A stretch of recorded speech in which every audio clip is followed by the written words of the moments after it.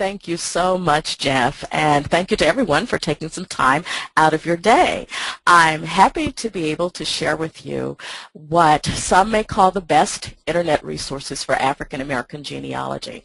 What I really prefer to call them are just the many resources, and the best is yet to come, primarily because you're only limited by your own imagination. I am here, hopefully, to share with you some wonderful resources and give you some ideas on how to find additional resources. I want to give you a sort of an overview of some of the points that I want to cover today.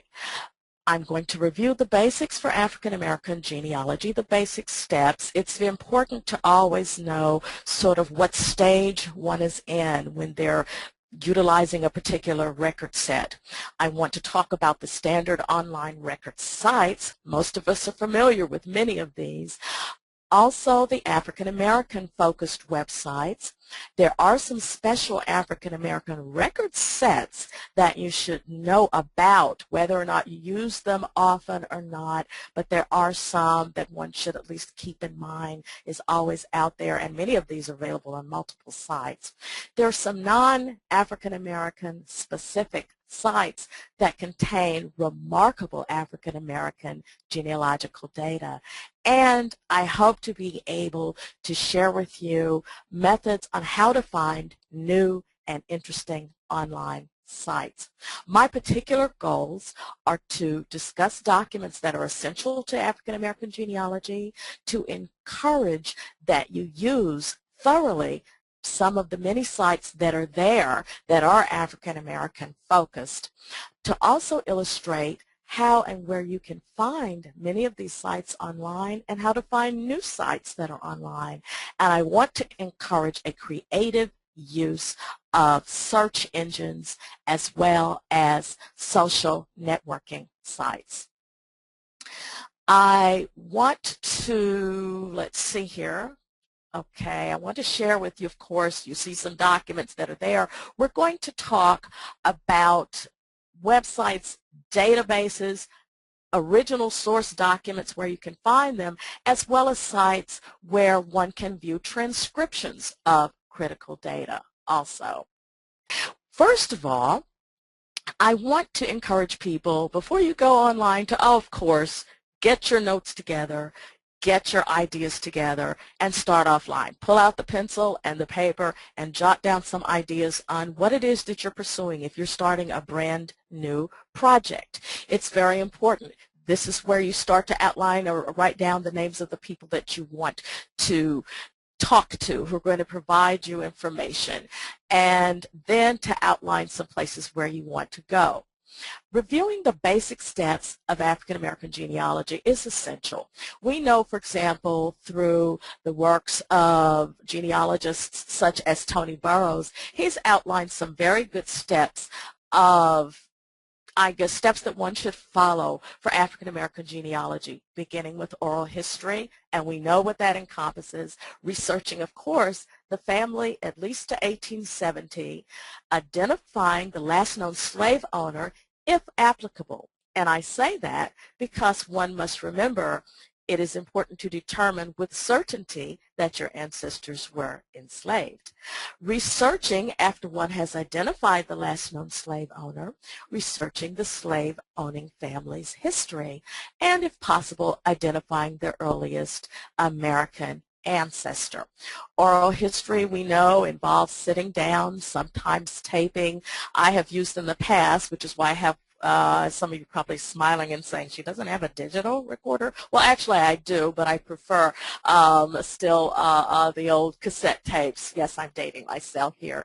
But after one collects information from elders, from family members, one must also remember the importance of transcribing those interviews as well.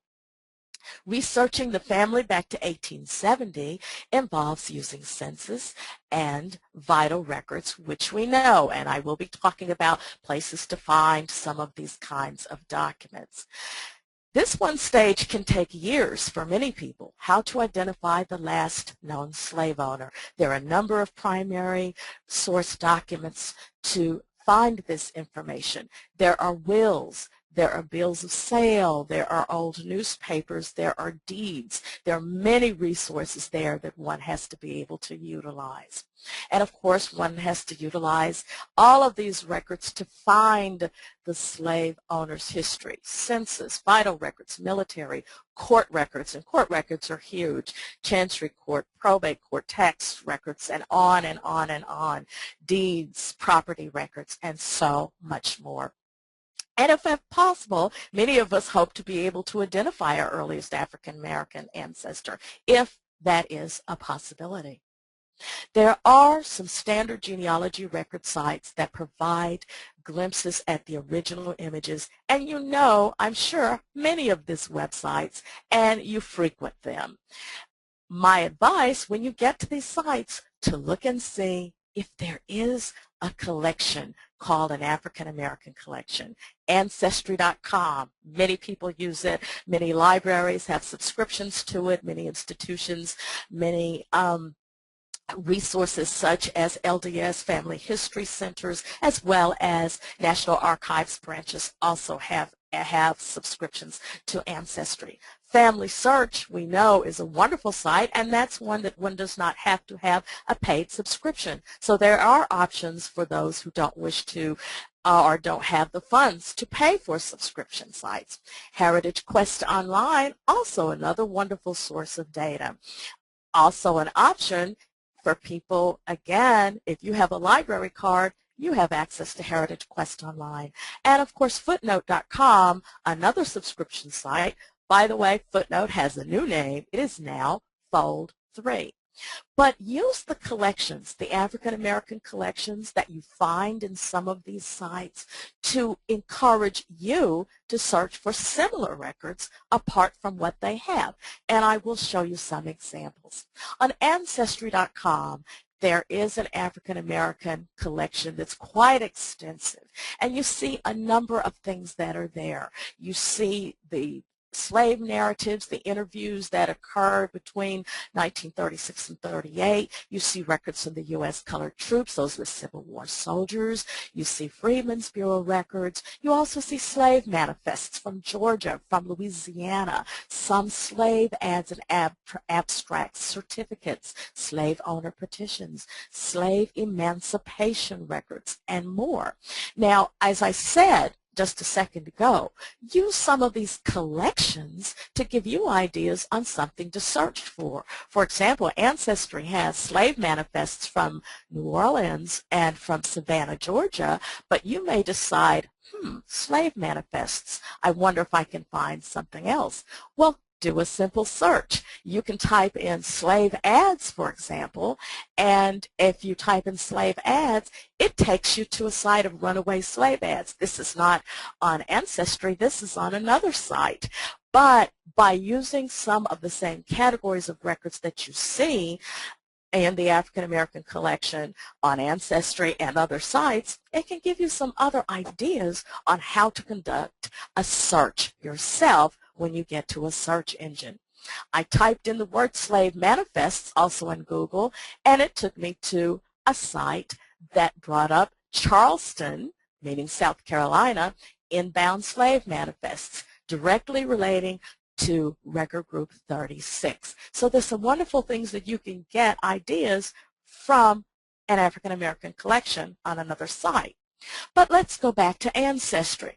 This is an image of what some of the slave manifests look like. You'll see that there are slave passengers that came in to, this is one that's showing some documents that were bound for Savannah on one side. You see another on the right, a slave manifest for slaves that were bound for New Orleans. All kinds of wonderful records that are there. This is part of the African American collection on Ancestry. And of course, we know Ancestry is great for researching census. One of the things about using census records, don't forget to use the African American filter. When you're looking at the African American filter, all you have to do is type in an ancestor's name. And the reason why there is this wonderful tool with this feature is because many times one family can be transcribed or enumerated in one year as black. The same family can be enumerated the next year as mulatto. The family in another year could be enumerated as Negro, and in some cases, in some counties, they may show up as being described as colored. This wonderful filter helps you to find those ancestors regardless of how they were enumerated, because they pull them all in. In addition, the African American filter is also wonderful because if the names of these individuals or of similar names that are related to the ones that you're searching, if they exist on other record sets, such as Freedmen's Savings Bank signature cards, the filter will bring up a link to those as well. Wonderful tool to use. Heritage Quest Online, another place, great place to find census records. And keep in mind, if you have a library card, then you have access. But you'll see that one can also search Freedmen's Bank records on Heritage Quest Online as well. Familysearch is a favorite place for many of us to use, and it's familysearch.org, and it's another place where you can find census records. Some years are not always available, but in many cases the transcription will still be there. And again, it's just one of the many features that are there. And census can also be found in a site like Footnote, now known as Fold 3. I've highlighted one for you from 1930. You see the state is Arkansas, and you can select the county that you're looking for and even very, very specifically what community in that county as well. So you'll find some of the record sets we all use can be found on multiple sites, some with paid subscription, but you don't always need a paid subscription to be able to see them. Footnote is another site, Fold 3, that has an extensive African American collection. And I want to emphasize the value of looking at the collections, even if you'll say, well, I'm really not looking for this particular record set. I'm still trying to find my great-grandfather. Well, sometimes you learn a lot about a community just by researching a collection to see what is there. And it's always good to learn something new in terms of another chapter that you may be unaware of in history. I am very impressed that Footnote, Fold 3, also has some documents reflecting places outside of just the United States. You will see the Danish West Indies slavery and emancipation records. Also, and this is another image of the African American collection, I was fascinated to find the detail that one could extract from records from Puerto Rico. You see the arrow on the right points to a set of records called Registro Central de Esclavos, which means Central Registry of Slaves. Well, it's very interesting to realize how detailed those records can be. You click on and you'll see that they're separated by district, the Capital, Dorado, Trujillo Alto, and on and on and on. Well, these are very, very detailed municipalities where slave registers were actually kept. This is a glance at one of the records. You'll see the different columns, and of course you see numero, meaning the number, of course. Pueblos means towns. The number of the slave, the name rather of the slave, nombre de esclavo, the name of the owner, which is what dueño means, and of course you'll see other details. To the left, you see the name of the slave, in this case, Gerardo. You see that he was 13 years old. Now, I realize that many don't speak Spanish, but, you know, there are wonderful sites online. You can just go to a Google site and type in a word, such as esclavo or dueño, realize the word means owner. You can pretty much figure out very quickly what these words mean.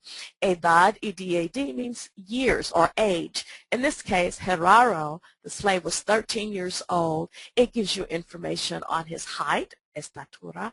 It gives you information on his color or complexion, mulatto, and it goes on and describes other things, his hair, his eye color, his nose, even the shape of his mouth. What's fascinating in a site like this, and I'm only mentioning this because the African experience in the Americas is extensive. It extends beyond the United States. And I'm glad to see that